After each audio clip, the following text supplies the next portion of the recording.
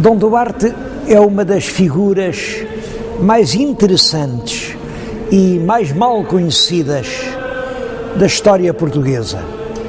Era escritor, era filósofo, chamam-lhe aliás o rei filósofo, era um artista. Estou-lhes aqui a falar junto do túmulo dele, nas capelas imperfeitas da batalha. As capelas imperfeitas são uma ideia dele. Cada uma destas capelas devia conter o túmulo de um dos reis de Portugal. Nos reinados seguintes ainda as obras continuaram, mas no reinado de Dom Manuel os gostos já eram completamente outros e realmente as capelas ficaram incompletas. É por isso que se chamam capelas imperfeitas. Mas no pórtico de entrada, que é ainda todo pensado e imaginado pelo rei Dom Duarte, está inscrita na pedra, muitas vezes, uma divisa: Loyauté ferré, tant que seré. Eu farei lealdade enquanto viver. Este foi realmente o lema do rei. A obra literária mais importante que ele nos legou tem exatamente o título: O Leal Conselheiro. Leal até à vontade do pai. Como vimos, a derradeira vontade del rei Dom João I, a que disse aos filhos na hora da agonia, foi a que deveriam passar em África para continuar a conquista que ele tinha iniciado em Ceuta. El Rei Dom Duarte logo sobe ao trono, não pensa em mais nada. A organização de uma grande expedição ao norte da África para conquistar Tânger, Arzila e todo o mais que se pudesse. A grande expedição organiza-se, é comandada por dois irmãos do rei, os infantes Dom Henrique e Dom Fernando, e sai do Tejo no dia 28 de agosto de 1437. Chega a Tânger nos inícios de setembro, põe cerco à cidade. Simplesmente, dessa vez, a cidade não foi apanhada desprevenida. Os mouros sabiam que se preparava a expedição e estavam fortemente armados para a enfrentar. O infante Dom Henrique mandou fazer um palanque de madeira, como um fortim, e defendeu-se o mais bravamente que pode ser. A resistência ali, dentro desse palanque de madeira, aguentou 34 dias. Mas ao fim de 34 dias já não havia pão, já não havia água, os mortos eram muitos.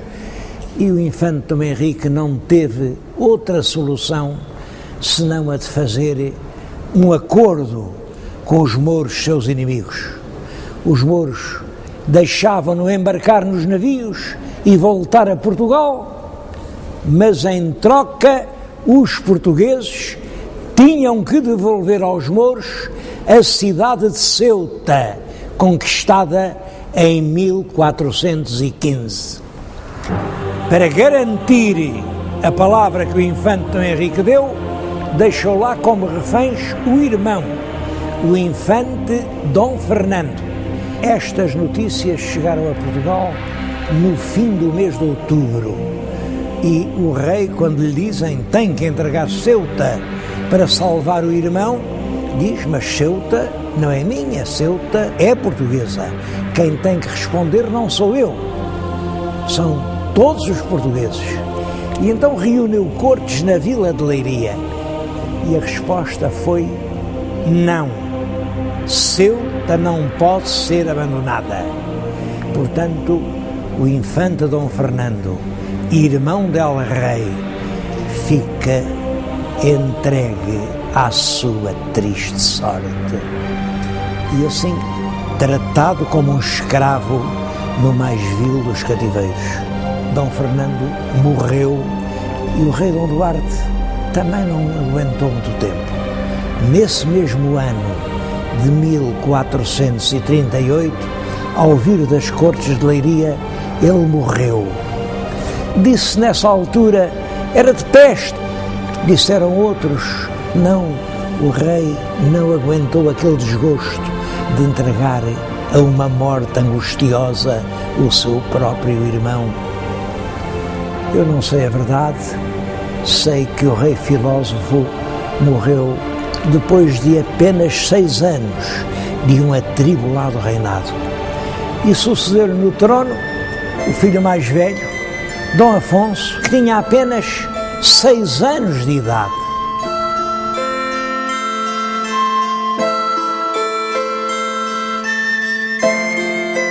Esse período da regência do infante Dom Pedro é uma época de paz e de progresso para Portugal.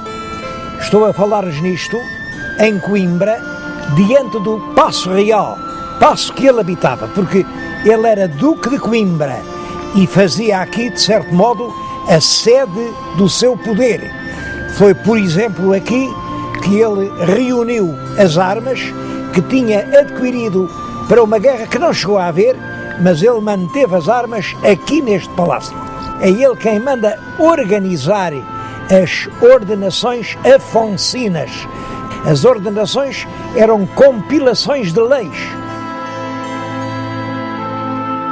A regência tinha começado em 39. Em 46, o jovem rei fez 14 anos, que era a idade que se considerava mínima para poder exercer o poder real. O infante entregou-lhe o poder, mas de uma forma um bocado simbólica, porque realmente quem continua a governar é o infante Dom Pedro, até que, 2 anos mais tarde, os nobres convencem o moço Dom Afonso a exigir o poder para si. E assim é. Dom Pedro, fora do poder, começa a ser objeto de provocações, de pressões por parte dos grandes fidalgos, até que se dá a tragédia do combate de Alfarrobeira, na qual o regente perdeu a vida.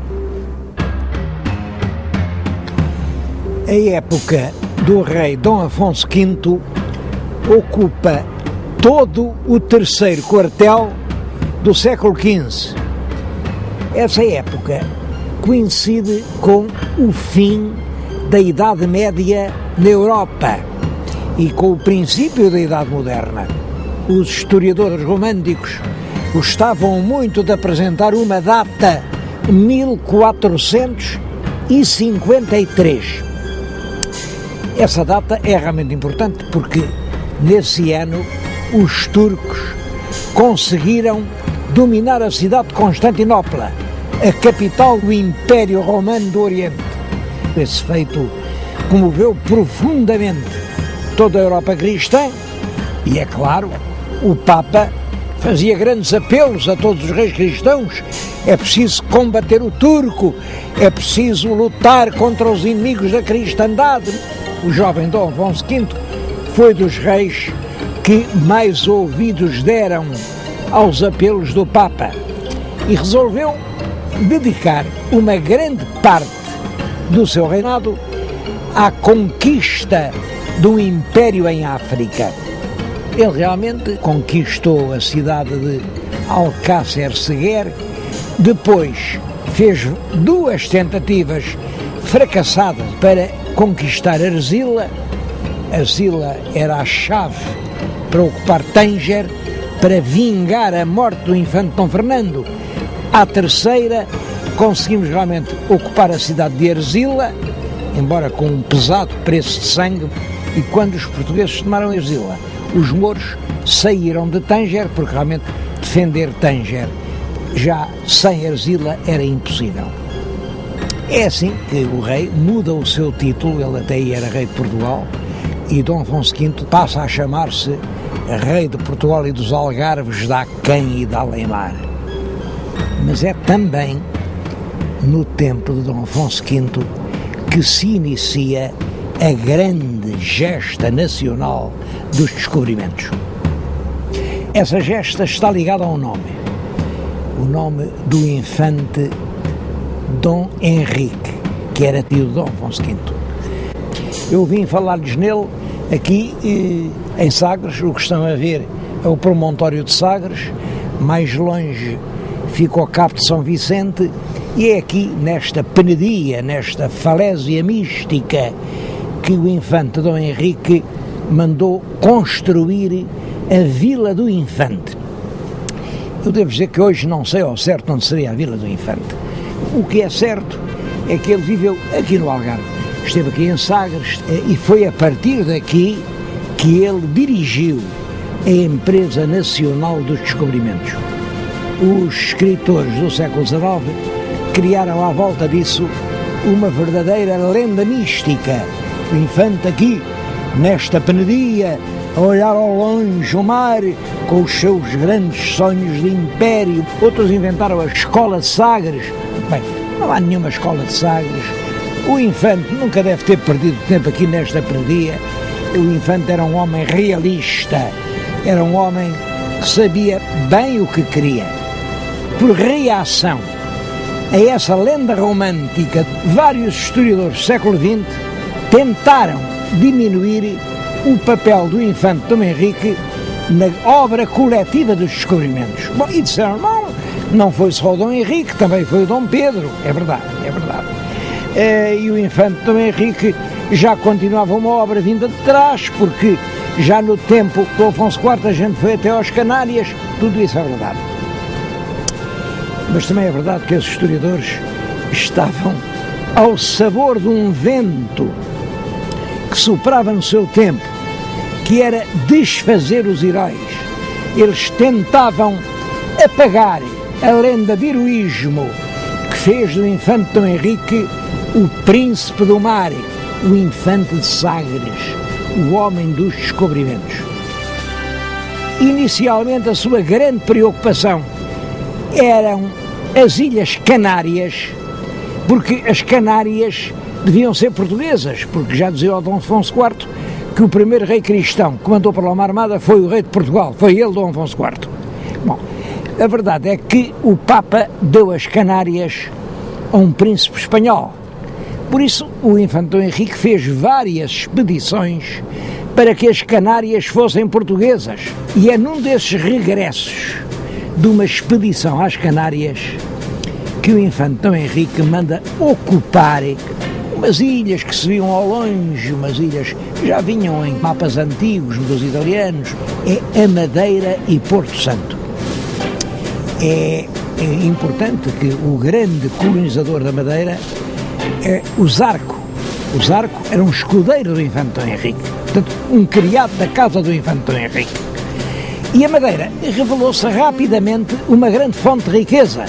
Foi de lá que vieram os grandes mastros que se punham nos navios maiores, porque lá havia florestas imensas. Dava tudo. Era a terra da promissão. Dava as uvas, dava um excelente vinho, que chegou até hoje a fama dele.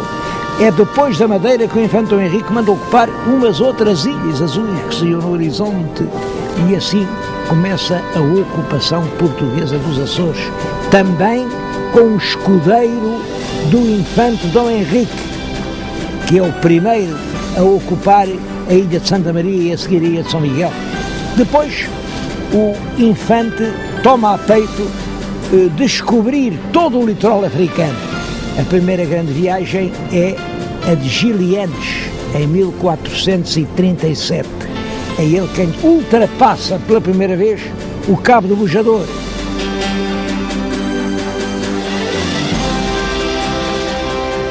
Dez anos depois da morte do infante, chamavam ao infante Dom Henrique o inventor das ilhas. É realmente o infante quem inicia esse plano gigantesco que é a descoberta do mundo.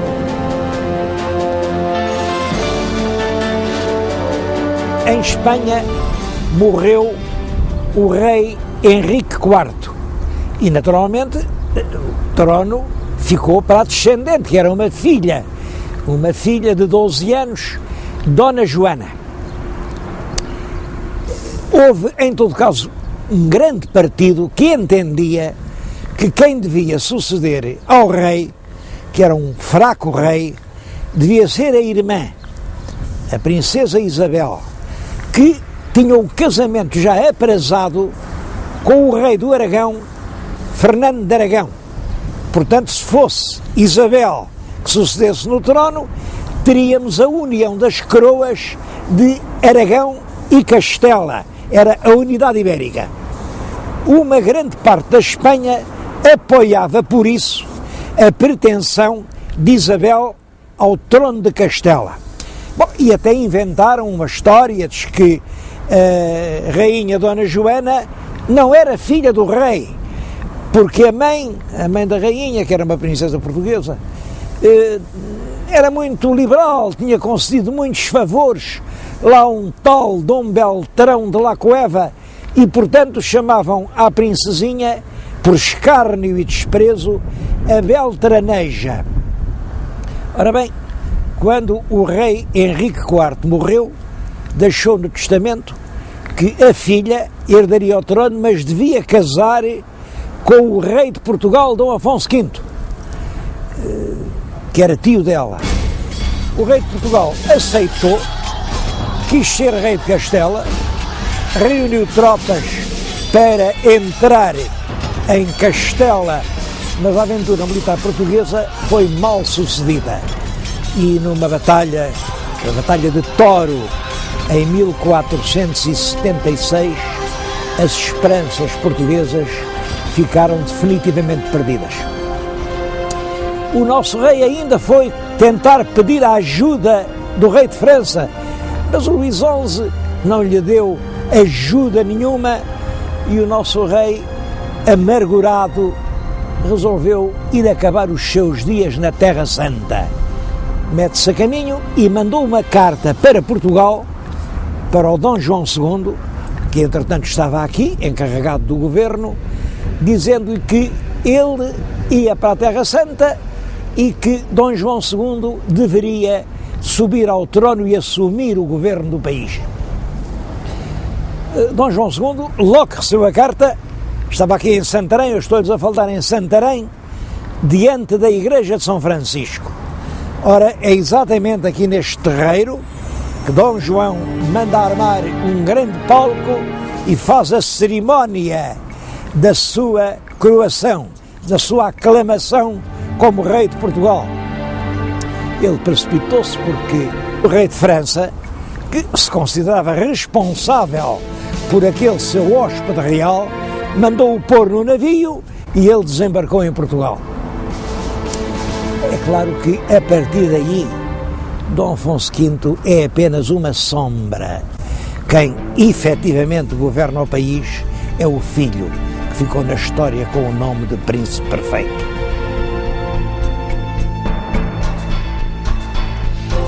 A paz entre os reinos de Portugal e Castela foi finalmente estabelecida no ano de 1479, pelo Tratado das Alcáçovas.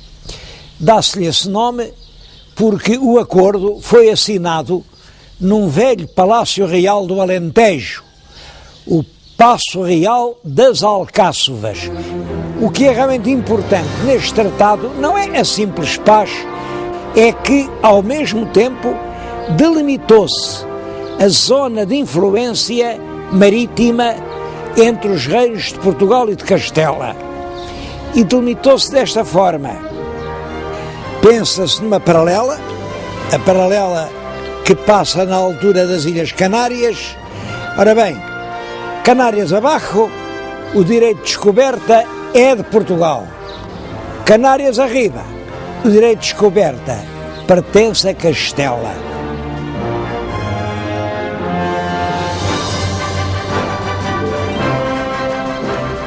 Foi também no Tratado das Alcáçovas que se combinaram as célebres terçarias de Moura. Terçaria é uma palavra antiga que significa depósito em poder de terceiro. Quando se discutia, por exemplo, a propriedade de uma coisa, se era de A, se era de B, não ficava nem na posse de A nem de B, mas entregava-se a um terceiro até que se decidisse quem tinha razão. Ora bem, neste caso, a terceira era a infanta portuguesa Dona Beatriz. Veio viver aqui para Moura e, Em poder dela, os reis católicos punham a filha mais velha. E o rei de Portugal pôs o neto mais velho, que era o pequeno infante Dom Afonso, também em poder dela. E aqui deviam esperar que tivessem idade para casar e assim se resolvia a paz ibérica. Quanto à pobre Dona Joana Beltraneja, preferiu entrar num convento onde depois passou o resto da sua vida. As terçarias de Moura foram suspensas ao fim de alguns meses. Os políticos fizeram novos planos, sempre na ideia de unir todas as coroas da Espanha, e as coisas deram muita volta. A verdade é que o tal infante Dom Afonso, filho do nosso futuro Dom João II, sempre acabou por casar com a princesinha Dona Isabel, herdeira do trono de Castelo. O príncipe casou e, poucos meses depois, em Santarém, quando cavalgava na ribeira do Tejo, o cavalo tropeçou, caiu, ele partiu o pescoço, morreu.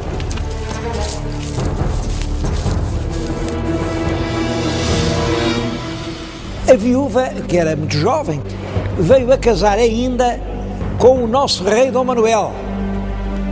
Mas também esse casamento não teve sorte nenhuma. Chegaram a ter um filho, mas a rainha de Portugal morreu do parto desse seu filho, ao qual deram o nome de Dom Miguel da Paz. Mas também esse menino não durou muito. Morreu com 2 anos. Entretanto, os últimos anos do nosso rei Dom Afonso V, que vão desde a paz das Alcáçovas até ao fim da vida, são uns tristes anos. Era um rei que já realmente não reinava. Toda a gente sabia que ele tinha só um projeto, era ir recolher-se no claustro do Varatojo e passar ali como monge os últimos anos da sua vida. Entretanto, Dom Afonso V vem a Sintra, deve ter entrado aqui debaixo deste arco, vinha com calor, era verão, pediu uma bebida fresca e morreu pouco depois. Morreu porque os amigos do rei disseram, bom, foi uma morte natural, morreu porque morreu. Ele não era velho, tinha 50 e poucos anos, mas morreu. Os inimigos de Dom João II disseram, morreu porque o filho o envenenou. Foi peçonha que lhe deram a beber. O Marquês de Montemor, que era irmão do Duque de Bragança, dizia isso a quem o queria ouvir. Andava lá por Castela a acusar o Dom João II de ter assassinado o próprio pai. Dom João II, que sempre negou, deu ordem para que o julgassem e o condenassem à morte. Depois encarregaram os escultores de fazer uma estátua que parecia exatamente o Marquês. Trouxeram-no aqui em Abrantes e no lugar, provavelmente em frente da Torre de Homenagem, cortaram a cabeça da estátua. Era isso que se chamava a execução em estátua. Diz-se que o Marquês, quando recebeu a notícia, teve um desgosto tão grande que morreu. Dom João II herda a coroa portuguesa em 1481. O país estava cheio de problemas e talvez o problema mais urgente de todos fosse, nessa altura, o da pobreza da coroa. O rei Dom João II costumava dizer, meu pai deixou-me rei das estradas. Dom Afonso V deixara a coroa na miséria e deixara de rastos a própria autoridade real. A preocupação dominante do novo rei é, portanto, restaurar essa autoridade e, para isso, ele segue uma política. Procura abater a força da nobreza, dirigindo-se ao homem que representava a própria nobreza, o mais ilustre fidalgo do país, o Duque de Bragança, Dom Fernando II. Eram ambos bisnetos de Dom João I. Além disso, o Duque de Bragança, Dom Fernando e a Rei estavam casados com duas senhoras irmãs. Eram, portanto, parentes muito próximos. A verdade é que o Duque foi acusado de estar envolvido numa conspiração contra o Rei, foi julgado por um tribunal constituído inteiramente por juízes escolhidos pelo Rei e foi condenado à morte. Eu estou a contar-lhes isso aqui no palácio em que ele viveu. Chamam esta sala a Sala dos Duques. Hoje é o Museu de Caça de Vila Viçosa, onde os duques viveram antes da construção do palácio, que hoje é o Paço dos Duques. Os documentos que o rei diz ter apreendido nunca foram publicados. Tudo indica que realmente se tratava apenas da coroa se apoderar do imenso património de terras que constituía já então a Casa de Bragança. O sacerdote que confessou o duque momentos antes da morte colheu estas últimas palavras que depois publicou. Perguntou-lhe se quer algum recado e o duque disse-lhe: olhe, diga a El Rei, meu senhor e meu primo, que terror sem amor não leva a parte nenhuma. O que aconteceu foi que essa execução afrontosa do Duque de Bragança desencadeou uma reação imensa de toda a nobreza portuguesa. E então sim, houve uma grande conspiração contra o rei. A conspiração foi descoberta há tempo. O Duque de Viseu, Dom Diogo, que era irmão da rainha e era primo direito do rei, e que vivia aqui no Castelo de Palmela, onde eu agora lhe estou a falar, foi chamado ao Paço Real em Setúbal e o rei mandou abater a golpes de punhal o bispo de Évora, Dom Garcia de Menezes, que fazia parte da mais alta nobreza portuguesa, foi metido aqui na cisterna que está debaixo daquela torre e horas depois deu-lhe uma dor muito grande e morreu envenenado. Execuções sumárias, prisões, acusações suspeitas, fugas aflitivas de centenas de pessoas encheram o país de terror. Realmente, Dom João II ficou por isso sempre um rei polémico. Os admiradores chamaram-lhe o príncipe perfeito. E não há dúvida de que lhe devemos dois grandes serviços. O primeiro foi reconstituir a autoridade muito abalada do Estado. O segundo serviço é que é Dom João II quem tem o projeto da descoberta do caminho marítimo para a Índia.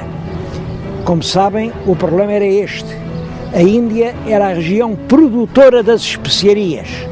As especiarias vendiam-se na Europa por um elevado preço, mas eram compradas na Índia por mercadores muçulmanos, depois vinham para a Europa através de longas rotas do Golfo Pérsico ou do Mar Vermelho, aí eram embarcadas em navios e iam até aos entrepostos na Itália, e era na Itália que eles eram redistribuídos por toda a Europa, onde chegavam caríssimas.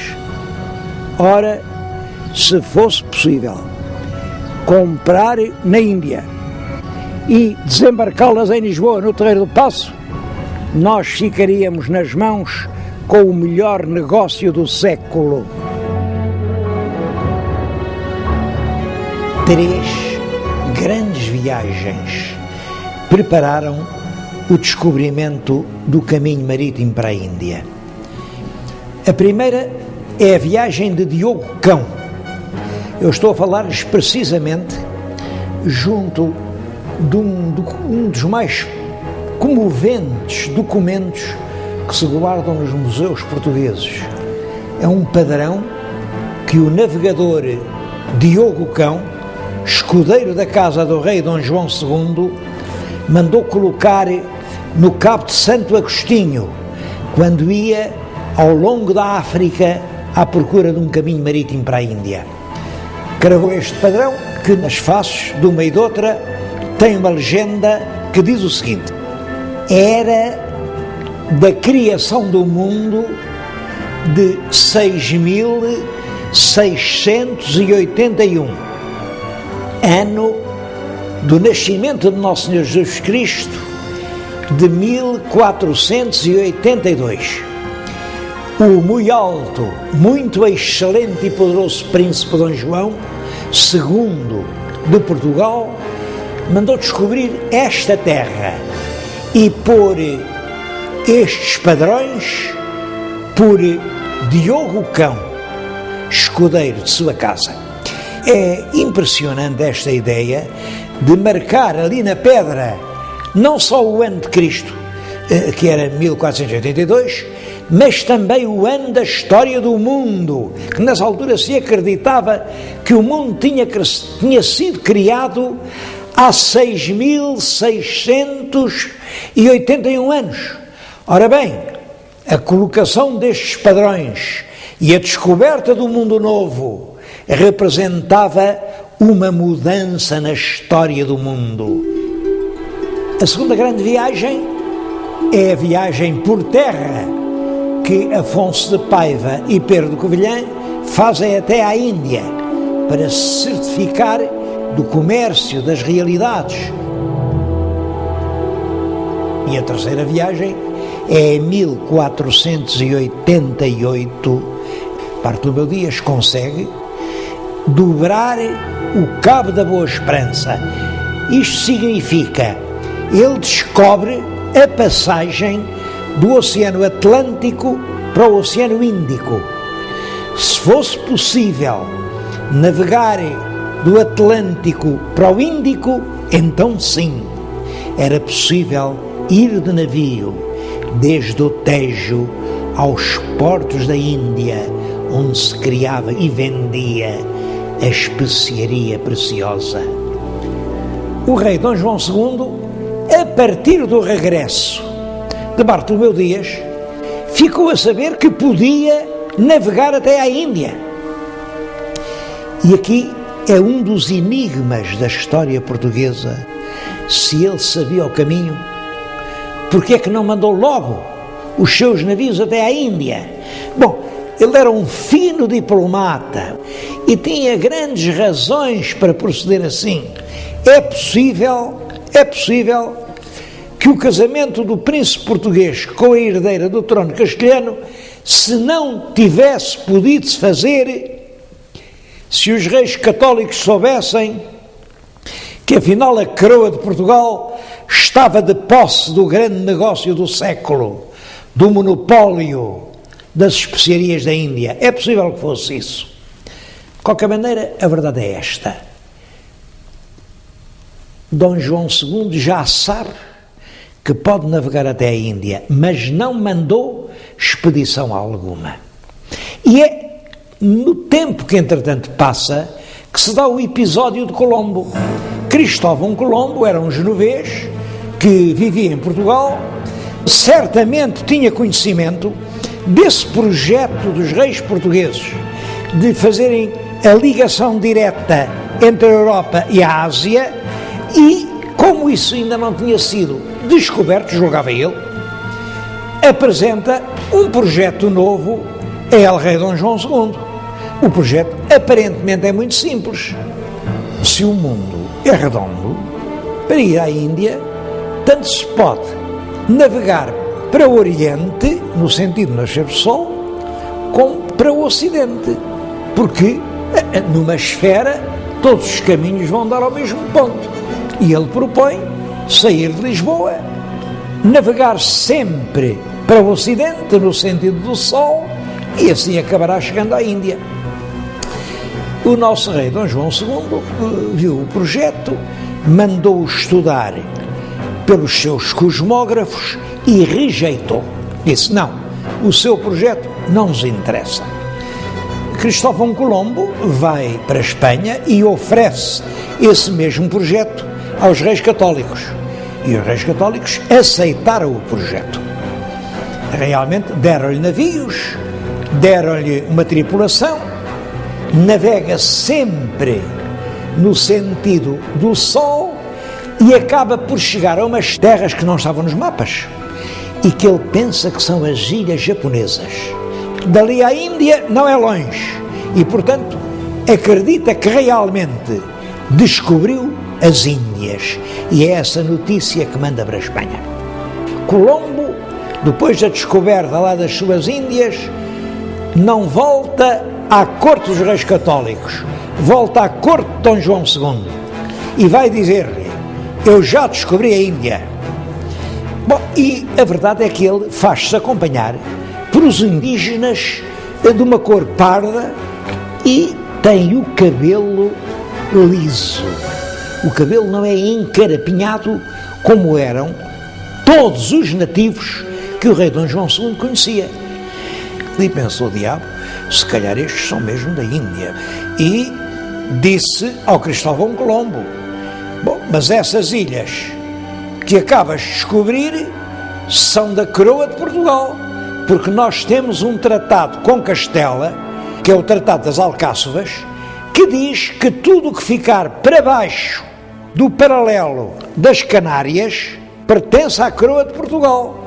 Colombo diz que naturalmente que não, ele navegou ao serviço dos reis católicos e, portanto, aquelas ilhas pertencem aos reis católicos. E Dom João II vai entabular negociações com os reis católicos para estabelecer as áreas de influência, para marcar o mar português e o mar castelhano. E é assim que se estabelece o Tratado de Tordesilhas. Agora a linha divisória já não é uma paralela, é o meridiano que passa 370 léguas a ocidente das ilhas de Cabo Verde. O que ficar para oriente dessa linha pertence à coroa de Portugal. O que ficar para ocidente dessa linha pertence à coroa de Castela. Ambas as partes ficaram muito contentes com esse acordo, porque tanto uns como outros julgaram que tinham enganado o adversário.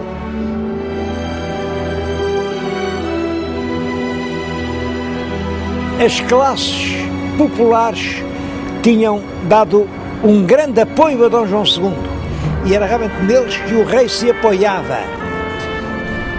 Uma frase que ele disse e que ficou célebre foi esta: uma nação é como o mar, tem muito peixe, há salmonete e há sardinha. Salmonete é caro, faz-se pagar, é difícil de encontrar, ao passo que a sardinha é saborosa, é barata e há que se queira. Eu, por mim, prefiro a sardinha. É claro que se referia à nobreza e ao povo. E o povo reconhecia-o como seu protetor. Quando ele morreu, os fidalgos sentiram um grande alívio, naturalmente, e não quiseram deitar luto pelo rei. Dom João II morreu em 1495, sem deixar nenhum filho legítimo. Por isso, poucos dias antes da morte, fez um testamento no qual nomeava herdeiro do trono português o seu parente mais próximo, Dom Manuel, Duque de Beja, que era irmão da rainha, portanto era seu cunhado, e por outro lado era seu primo direito. Nesta época, estamos no fim do século XV, a Espanha afirmava-se cada vez mais como uma das mais importantes nações da Europa. A Espanha queria dominar a Europa, como é que não havia de dominar a península toda? Para toda a gente era evidente que a Espanha ia ser só uma. O que se podia discutir era o papel que Portugal ia ter nessa unidade. Íamos ser assim uma nação satélite, marginal, aqui com um vago governador de Portugal, ou poderíamos ser a nação cabeça, com a capital em Lisboa e a coroa das Espanhas na testa do rei de Portugal? Era isso que estava em discussão. Ora, o rei Dom Manuel teve, exatamente do mesmo modo que o antecessor, Dom João II, o projeto de unir todas as coroas da Espanha sob o cetro del rei de Portugal.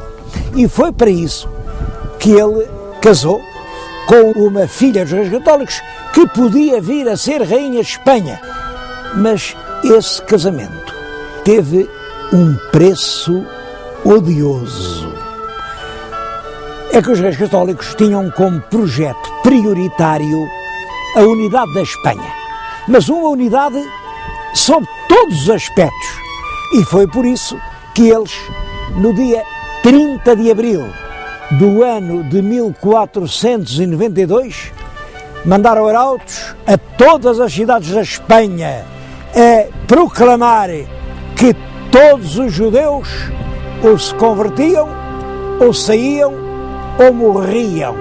Perante aquela intimação, eles realmente saíram de Espanha.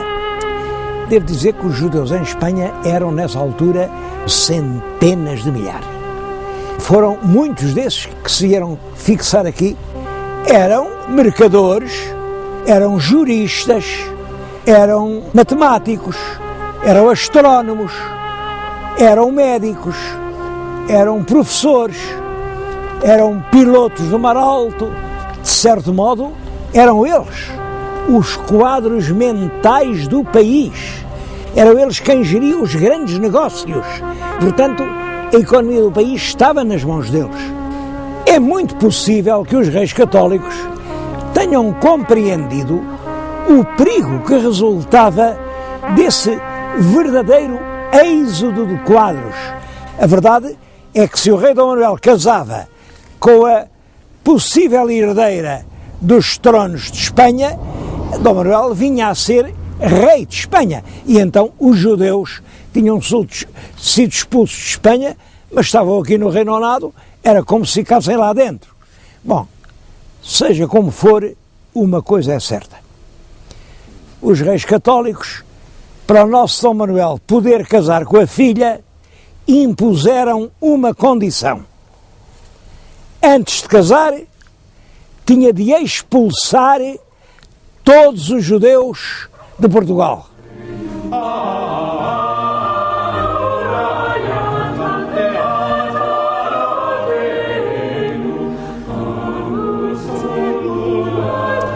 O nosso rei Dom Manuel, na véspera do Natal do ano de 1496, mandou proclamar em todas as terras e vilas do país ordem para os judeus saírem de Portugal até ao mês de outubro. Se não saíssem, ou se convertiam e eram batizados, ou eram condenados à morte. Mas, ao mesmo tempo, também deu ordem para na fronteira não deixarem passar judeu nenhum, para nos portos marítimos não deixarem embarcar nos navios judeus nenhuns. E, é claro, assim chegou o mês de outubro, os judeus não tinham podido sair de Portugal. Aí ele, uma vez que estavam cá, obrigou-os todos a batizarem-se. Esse batismo forçado fez-se em todo o país e eu penso que foi realmente um dos momentos mais infelizes da história de Portugal. Porque então, como agora, não há rei nenhum, não há lei nenhuma, não há força nenhuma que obrigue um homem a acreditar naquilo em que realmente não acredita. Por isso, os judeus, batizados à força, ficaram cristãos por fora, mas judeus por dentro. O rei Dom Manuel sabia bem que era assim. Mandou fechar fechar todas as sinagogas do país e decretou durante 30 anos: ninguém pode ser incomodado por motivos religiosos.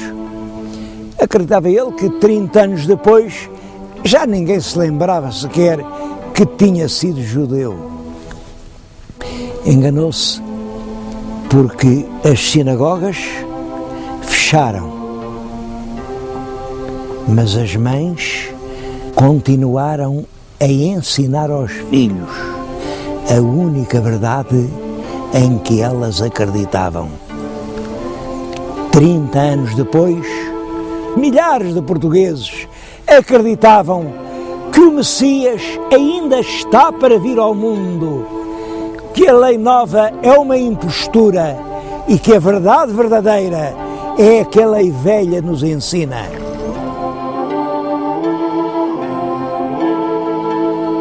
O reinado de Dom Manuel será um dos mais gloriosos períodos de toda a história de Portugal. Em primeiro lugar, é um tempo de reconciliação. Os nobres imigrados, que eram muitos, voltaram a Portugal, a Casa de Bragança foi restaurada, todos os imensos bens que lhe tinham sido confiscados e que agora pertenciam à coroa foram-lhe restituídos. A linha política da época manuelina procura reunir as duas metades desavindas da nação, ao mesmo tempo que protege a alta nobreza, apoia os conselhos, escuta as recomendações das cortes, mandou oferecer pelourinhos de mármore a todas as vilas que lhe pediram, e eu penso que até muitas que lhe não pediram.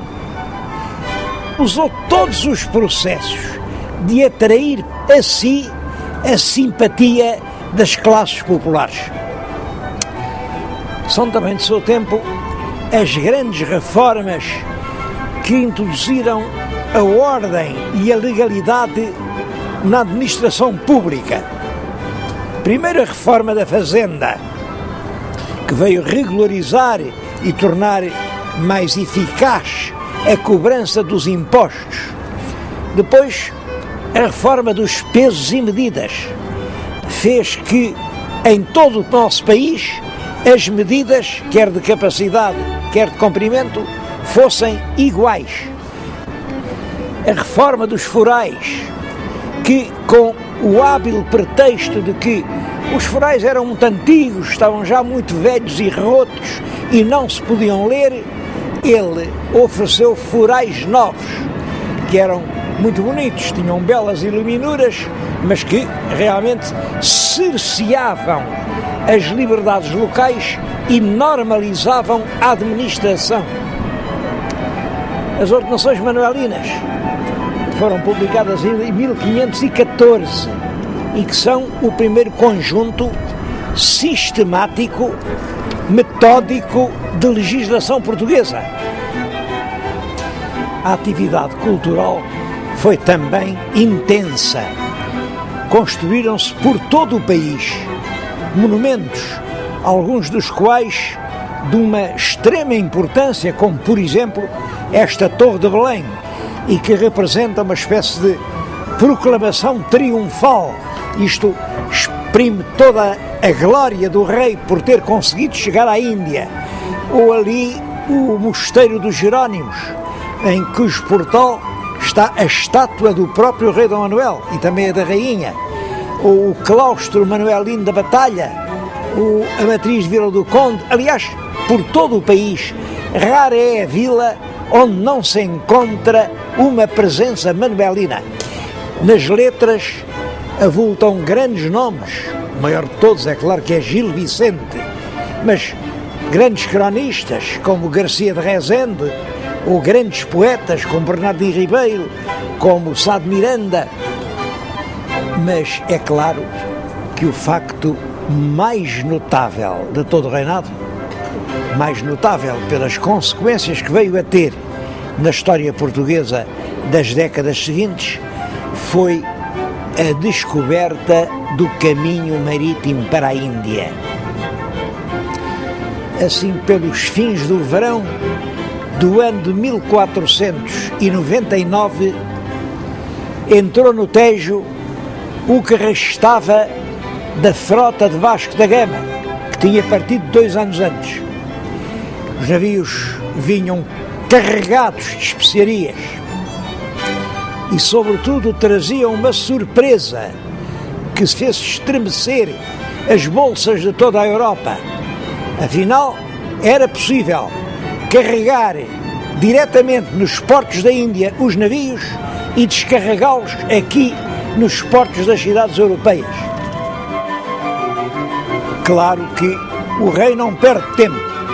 Manda organizar agora uma grande armada, 13 grandes naus, comandadas por Pedro Álvares Cabral, e manda-os caminho da Índia. Mas na viagem de ida, por alturas da Páscoa do ano de 1500, eles avistaram umas terras novas, a que puseram o nome de Terra de Veracruz.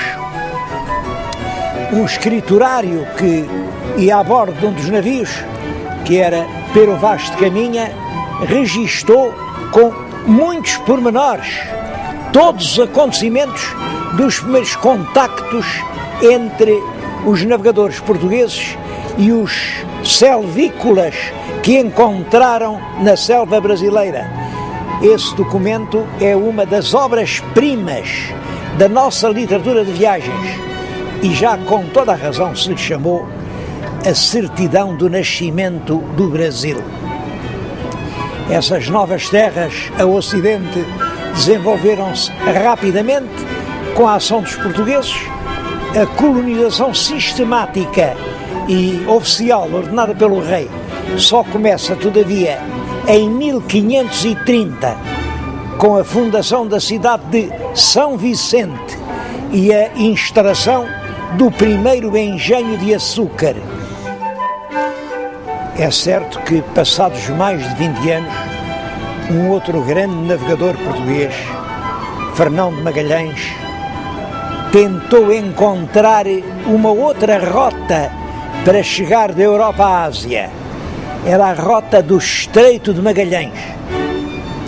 Saía-se do Atlântico, entrava-se no Pacífico, atravessava-se todo o Oceano Pacífico e entrava-se no Índico. Mas a verdade é que essa rota revelou-se impraticável para a navegação comercial e a Rota do Cabo continuou a ser a única.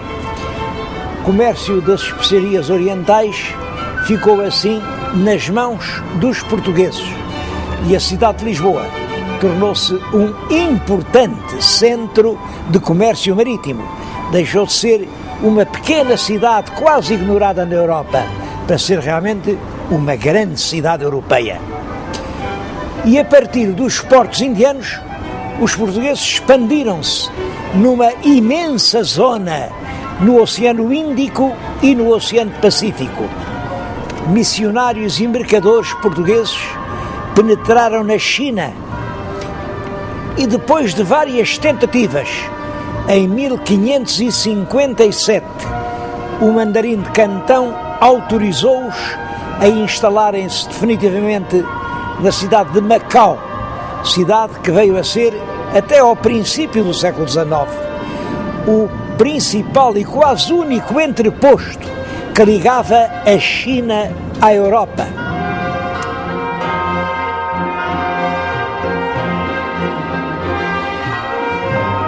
Mas a riqueza de Portugal durante a época da expansão é uma riqueza mais aparente do que real e que se apoiava em bases muito frágeis.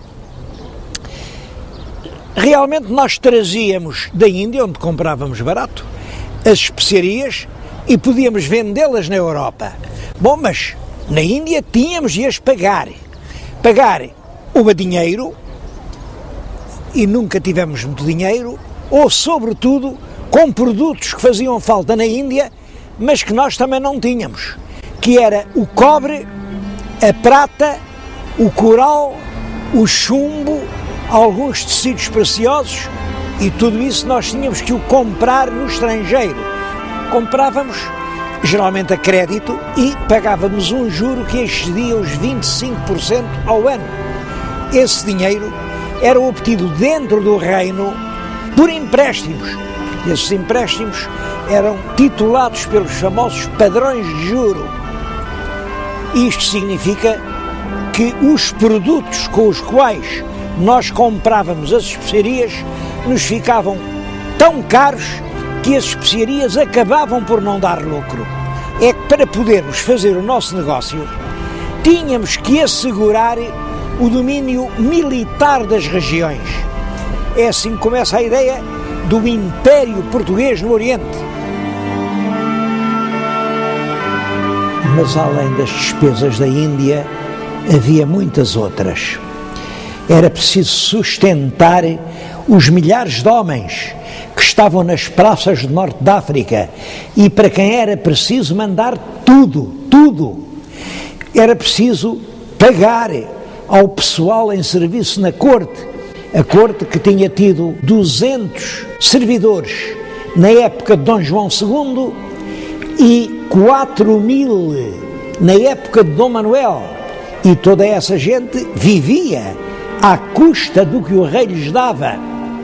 As despesas eram tantas que um tesoureiro, o Fernando Alves de Andrade, a certa altura escreve: nem que o dinheiro se apanhasse com gamelas nas areias da praia chegava para esta despesa toda.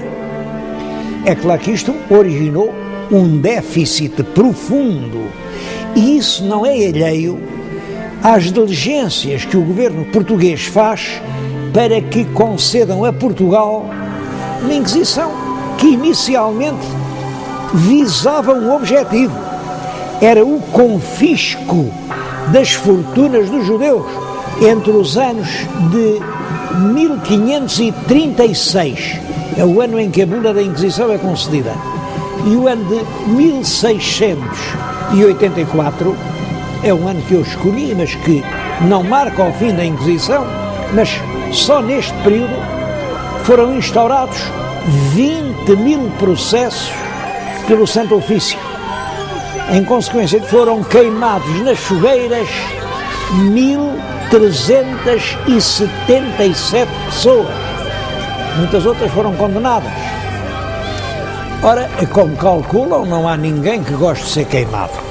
E, portanto, o que aconteceu é que todos os que puderam fugiram do país. Portugal ficou cada vez mais pobre.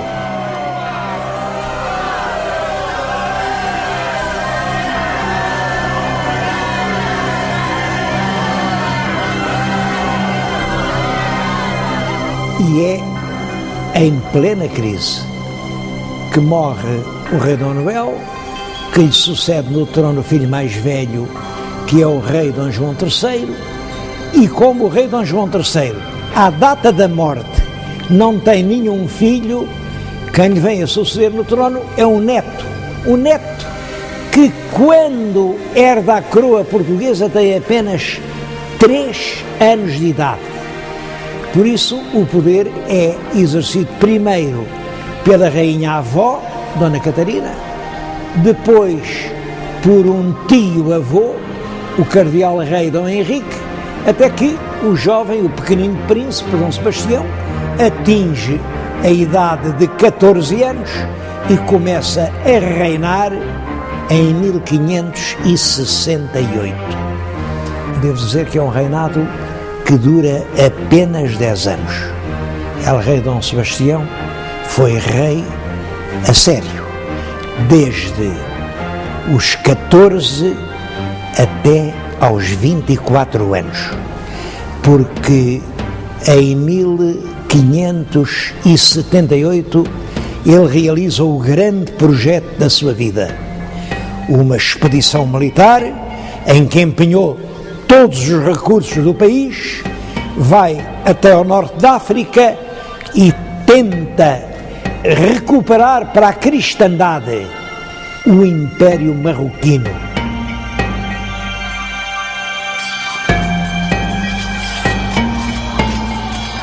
é a terrível batalha de Alcácer Quibir, no verão de 1578, em que El Rei perdeu a vida e todo o exército português ficou ou morto ou cativo.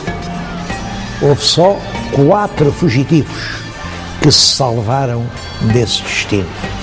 A verdade é que ninguém disse que viu morrer o rei. Era, nessa altura, uma desonra alguém dizer: eu vi morrer El Rei e não dei a vida por ele. O cadáver de Dom Sebastião apareceu nu, coberto de feridas, e foi restituído a Portugal. Está hoje encerrado no mosteiro dos Jerónimos. Mas como ninguém viu, ficou a lenda: talvez o rei não morresse, talvez o rei esteja vivo, esteja à espera da hora certa para voltar a Portugal.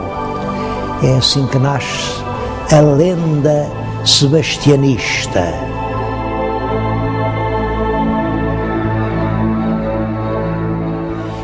Foi durante o reinado de Dom Sebastião que foi publicada em Lisboa, em 1572, uma obra que depressa viria a ser reconhecida como um dos pontos mais altos atingidos pela poesia portuguesa. Estou a falar dos Lusíadas, de Luís Vaz de Camões. É um exemplar da primeira edição. É um livro raríssimo. O tema da obra é a viagem de Vasco da Gama para a Índia, mas a propósito da viagem ele consegue contar toda a história de Portugal, e por detrás dos versos grandiosos que se referem a esses temas vê-se que está também a narrativa da sua vida de escudeiro perseguido, torturado, que percorre o mundo e a quem é negado o justo prémio dos serviços que ele sabe estar prestando à pátria. Esta obra tem a maior importância. Primeiro porque depressa ela se identificou com uma espécie de consciência portuguesa. A camada culta dos portugueses viu nos Lusíadas o livro nacional. Claro que Camões não fez apenas os Lusíadas, mas foi este o único livro que ele pôde publicar em sua vida. Ele deve ter morrido em 1580 e 15 anos depois, os admiradores reuniram num volume as poesias líricas que andavam dispersas por vários cancioneiros. A primeira edição, também hoje muito rara, é esta: Rimas ou Ritmas de Luís de Camões. É claro que apresenta aqui apenas uma parte da obra lírica do grande poeta.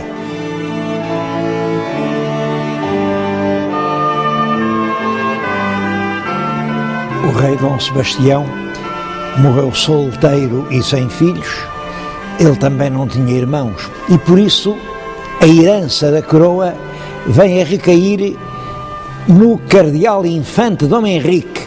Era o último filho ainda vivo do rei Dom Manuel, mas ele já estava com uma idade avançada e punha-se esta questão: e quando o cardeal rei morrer, quem vai ser a rei de Portugal?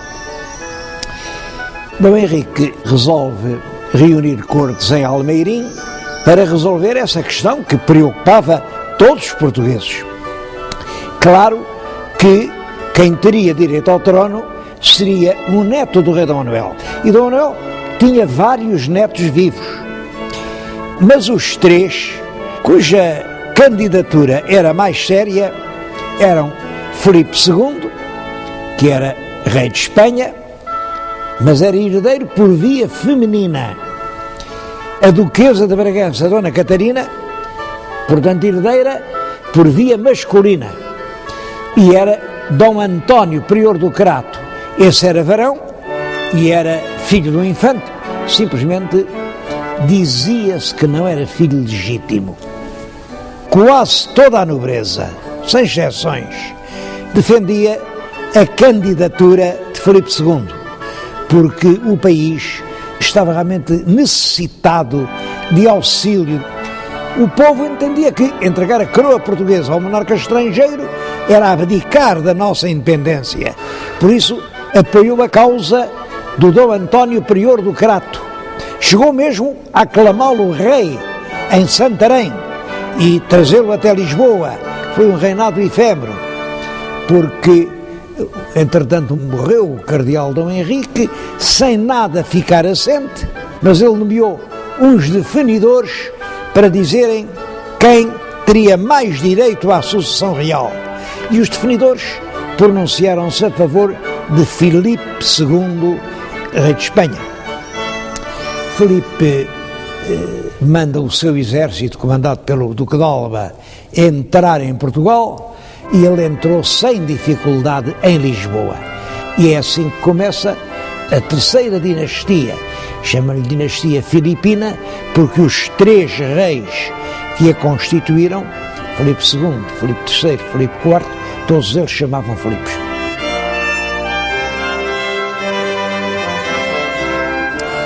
Filipe II escolheu para lugar da sua aclamação a entrada do Convento de Cristo em Tomar. O pórtico de entrada é um grande monumento manuelino. A torre que se vê aqui é o monumento dos Templários, vem do tempo de Dom Afonso Henriques. Portanto, tudo isto tinha uma forte carga simbólica. Era o próprio coração histórico de Portugal. Filipe fez ainda questão de jurar, cumprir uma série de obrigações. Eram 25 capítulos, cada um com uma obrigação. E aí ele prometia respeitar os usos, costumes, foros e privilégios de que o reino de Portugal sempre tinha gozado. Prometia que as cortes relativas a assuntos portugueses só podiam reunir dentro de Portugal. Prometia que se houvesse vice-rei ou governador em Portugal, teria de ser português. Todos os cargos, altos e baixos, em toda a administração do Estado, só podiam ser providos por portugueses. Todas as guarnições das fortalezas, quer aqui no Reino, quer no ultramar, só podiam ser formadas por soldados portugueses. Todos os tratos da Índia e da Guiné, e as feitorias, e o comércio, tudo isso ficava a pertencer exclusivamente aos portugueses.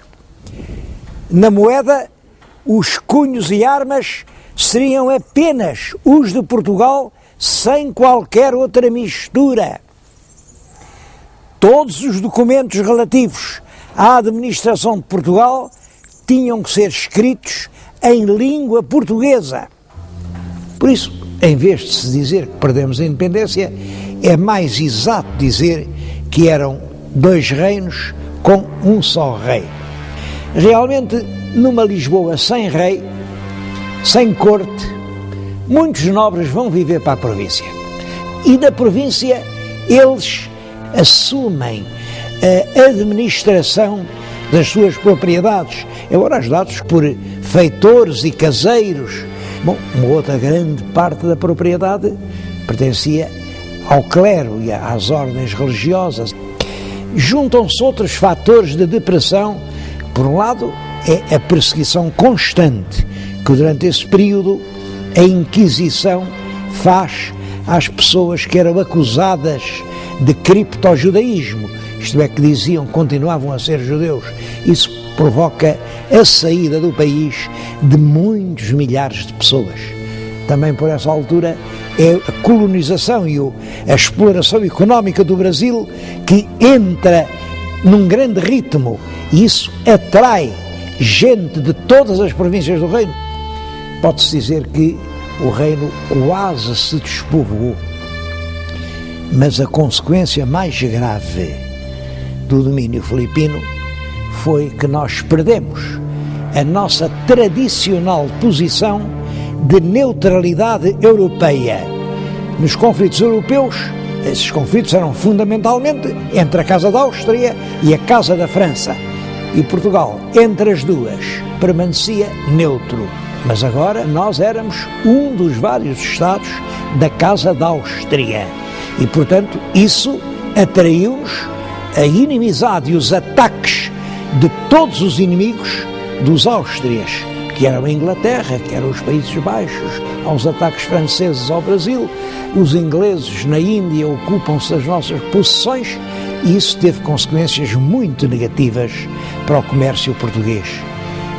É claro que os ataques ao Brasil e a necessidade de nos defendermos obrigaram a certa altura a Espanha a impor impostos pesados para a defesa brasileira. E quando o Conde Duque de Olivares, ministro Filipe IV, vem tentar cobrar impostos, isso provoca uma rebelião, principalmente no Alentejo, e que teve a sua sede em Évora. Não se sabe ainda hoje ao certo quem eram os chefes da rebelião. Sabe-se que os papéis que apareciam aqui nas esquinas da cidade a dar instruções para a revolta vinham assinados pelo Manuelinho de Évora, um pobre tonto irresponsável. Toda a gente sabia que o Manuelino não fazia nada daquilo, mas a revolta ficou conhecida com o nome de Manuelinho de Évora. Foi em 1637.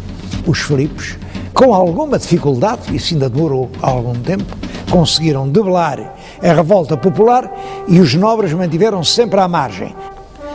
Mas em 1640, quando os nobres são chamados para ir tomar parte na repressão da revolta da Catalunha, porque a Catalunha tinha-se revoltado contra a monarquia espanhola e os nobres portugueses foram chamados para ir tomar posição no exército que devia reprimir essa revolta. Esse facto levou, naturalmente, os nossos fidalgos a pensar: a guerra por guerra é melhor fazê-la em Portugal do que longe, lá na Catalunha, um assunto que não nos diz nada. E foi assim que deflagrou em Lisboa a revolta do 1º de dezembro de 1640.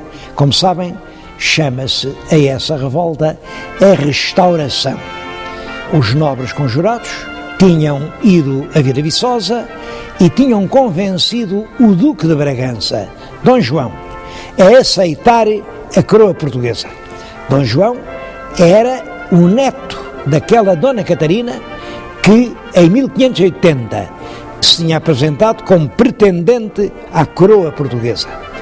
Dom João aceita, depois de alguma hesitação, ditada pela prudência, e é assim que se inicia a 4ª dinastia, que vai desde Dom João IV até à proclamação da República em 1910.